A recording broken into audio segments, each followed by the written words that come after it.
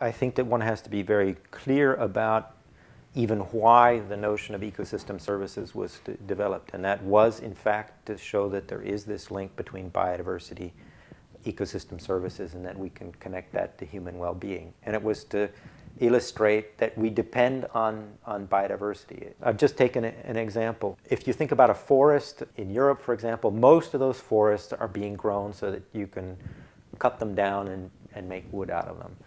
And that's the only thing that ever gets paid for. But those forest ecosystems are really important for a lot of other reasons. The water that comes out of the bottom of forest is far cleaner than anything that comes out of a cultivated field.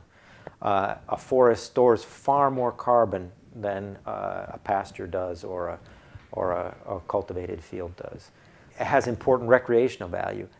In most cases, nobody pays anything for that.